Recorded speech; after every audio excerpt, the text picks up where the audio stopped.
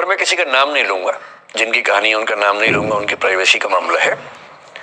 पर हाँ, सच्ची कहानियां हैं। अच्छी बात है कि इन कहानियों के किरदार हम लोग नहीं बने, ईश्वर करे हम कभी ना बने, लेकिन कहानियां सच्ची हैं। जब मैं दिल्ली आया था 1990 में, मैं हरियाणा के एक शहर से, भिवानी से दिल्ली आया था पढ़ने के लिए। मेरे ड्रीम कॉलेज में हंसराज भी था, पर मेरा संयुक्त से मेरा एडमिशन जाकिर हुसैन में हुआ। मेरे अंक ठीक थे, यहाँ हो सकता था, पर मैं तो नई दिल्ली स्टेशन पे उतरा, बाहर निकला, पता लगा वहीं एक कॉलेज है, वहीं एडमिशन ले लिया मैंने। तो लोगों ने कहा कि यार कैंपस बड़ा अच्छा होता है। मैंने, अरे क्या फर्क पड़ता है, कॉलेज कॉलेज होता है, छड्डो, यही छड्डो में सिखाने आया हूं आप लोगों को। ठीक है, स्टेशन से निकले वहीं कॉलेज है, मैंने घर जाना होगा तो आराम से कॉलेज से निकल जाएंगे, क्या रखा कैंपस में। पर मेरा एक दोस्त जो मेरे साथ ही आया था उसी शहर से, उसने एडमिशन हंसराज कॉलेज में लिया। मैं और वो स्कूल के डिबेटर्स थे, डिबेटिंग में हम लोग स्कूल टाइम से काफी एक्टिव थे। डीयू में आए तो यहां भी एक्टिव रहे। डीयू में मैंने करीब 5 साल डिबेटिंग की और मेरा ख्याल है कि लगभग 300-400 डिबेट्स मैंने जीती होंगी डीयू में, कुछ हारी भी होंगी, लेकिन मैंने खूब डिबेट, वो मेरा दरअसल दाना पानी था, रोजी रोटी मेरी वही थी कॉलेज के दिनों में। घर से पैसे मैं लेता नहीं था, मिलते भी नहीं थे, लेना क्या था, मतलब ऐसी स्थिति भी नहीं थी उस समय मेरे घर में कि मिल सके। तो डिबेटिंग मेरा रोजगार था, एम्प्लॉयमेंट था मेरा, उससे काम चल जाता था आराम से। उसका भी चल जाता था, वो हंसराज से था, मैं जाकिर हुसैन से था। हम खूब डिबेट से मिलते थे।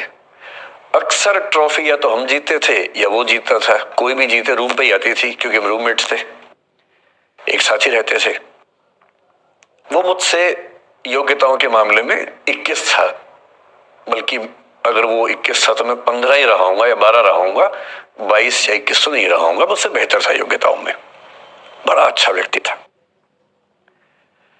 ग्रेजुएशन के बाद मैंने एमए हिंदी साहित्य में एडमिशन लिया, जबकि बीए ऑनर्स हिस्ट्री में किया था मैंने। उसने तय किया कि वो कुछ और करेगा, प्रोफेशनल कोर्स करेगा, नौकरी करेगा, तो वो चला गया दिल्ली से, मैं दिल्ली में रहा। फिर मैं एमए के बाद तैयारी करने लगा यूपीएससी की, तब तक मैं यूजीसी जेआरएफ कर चुका था।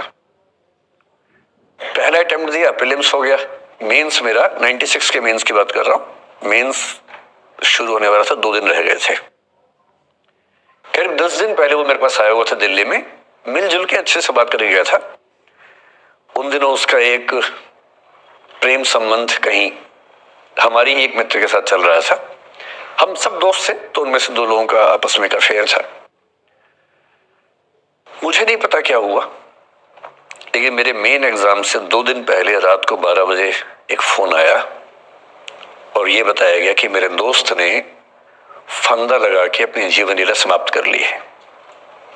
वो दिल्ली से दूर था कहीं,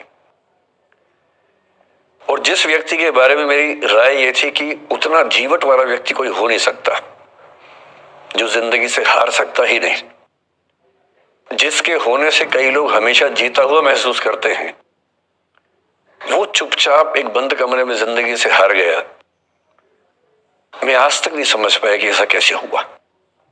बाद में टटोला, उसके पेरेंट्स से बात हुई, भाई से बात हुई, उन्होंने उसकी याद में एक सोशल वर्क शुरू किया ताकि किसी और बच्चे को ऐसा न करना पड़े।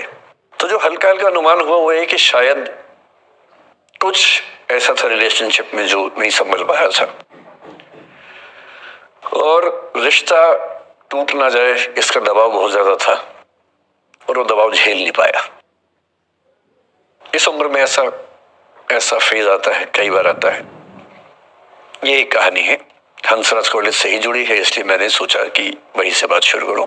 नाम जैसा कि मैंने कहा मैं नहीं बताऊंगा, तो नाम बताने का मतलब भी नहीं। और वो जिसकी मैं कहानी सुना रहा हूं आप लोगों के जन्म से पहले की बात है। आप तो सब 21वीं सदी वाले बच्चे होंगे ना, जेनजी होंगे आप सब लोग, तो ये तो बहुत पुरानी बात है। एक दूसरी कहानी सुनाता हूं, मैं आपको 2-3 कहानियां सुनाऊंगा, फिर उन सबका सार निकाल लेंगे एक साथ हम लोग। दूसरी कहानी ये है कि जब मेरा सिलेक्शन हो गया 97 में, मतलब 96 अटेम्प्ट में पहली बार में मेरा सिलेक्शन हो गया था, मैं एक्सटेंशन लेके तैयारी कर रहा था, और डीयू में मैं पढ़ा भी रहा था उस समय। तब मैं शायद डीएवी कॉलेज में था या अग्रसेन को, मैं 2 जगह पढ़ाया डीयू में, तो उनमें से किसी कॉलेज में पढ़ा रहा था उस समय में। उस समय एक लाइब्रेरी है कैंपस में ही, सेंट्रल रेफरेंस लाइब्रेरी, आप जानते होंगे, CRL बोलते हैं, जो विवेकानंद जी की स्टैच्यू है सामने ही वो लाइब्रेरी है। उस लाइब्रेरी में नीचे सब बैठ के पढ़ते हैं और टॉप फ्लोर पे रिसर्च फ्लोर है जहां MPhil PhD वाले बच्चे पढ़ते हैं। मैं उस समय शायद PhD कर रहा था या MPhil खत्म हुई थी, वहीं बैठता था, पढ़ता था रोज। कई दोस्त पढ़ते थे हम लोग वहां। हम सुबह 8 बजे लाइब्रेरी खुलते ही वहां घुसते थे, रात को 1 बजे निकलते थे लाइब्रेरी बंद होने के समय। तो वहां एक छत थी, छत पे छोटी सी कैंटीन थी जहां हम लोग जब जब बोर होते थे दिन में 3-4 बार जाके चाय पीते थे। चाय पी ली, बिस्किट खा लिया, थोड़ी गप्पे मार ली, वो सब वहां करते थे। तो वहां मेरे बहुत सारे दोस्त थे, उनमें से कई लोग अब बहुत सीनियर सिविल सर्वेंट्स हैं, कुछ लोग प्रोफेसर हैं DU में। 2 बच्चे थे मुझसे जूनियर, 3-4 साल जूनियर थे, बड़े प्यारे बच्चे थे। मुझे उस समय तक पढ़ाई लिखाई का शौक अच्छा खासा हो गया था, तो वो रोज मेरे साथ बैठते थे केवल बात करने के लिए। किसी मुद्दे पर बहस करनी है तो बहस होती थी, समझते थे। फिर मुझे पता लगा कि वो दोनों रिलेशनशिप में हैं, रिश्ते में हैं। दोनों ने शादी भी कर ली। उनकी योजना DU में पढ़ाने की थी या सिविल सर्विस की भी थी, शायद, पता नहीं। मेरा इंटरेक्शन बहुत ज्यादा उसके बाद रहा नहीं उनसे, क्योंकि मैं सर्विस में चला गया था। इतने जिज्ञासु बच्चे थे दोनों, इतने जिज्ञासु कि उनसे मिलकर तबीयत खुश हो जाती थी कि हर चीज जानने का मन करता था उनका, हर विषय पढ़ने का मन करता था। एकदम जीवन से भरे हुए बच्चे, आंखों में चमक, ऐसे। फिर दोनों की शादी हुई तो मैं शादी में जा नहीं पाया, क्योंकि मेरा रिश्ता सिर्फ लाइब्रेरी में 1 घंटा गप मारने वाला था, उससे ज्यादा था नहीं रिश्ता उनके साथ। फिर सुनता रहता था कि मैं सब बढ़िया चल रहे, पढ़ाई कर रहे हैं, तैयारी कर रहे हैं। इंटरकास्ट मैरिज की उन लोगों ने, खूब हंगामा हुआ, दोनों घर में तलवारें खिंच गई। किसी तरह से तलवारें संभाली गई, मैनेज हुआ, दोनों साथ रहने लगे। और फिर 3-4 साल के बाद एक दिन मैंने खबर सुनी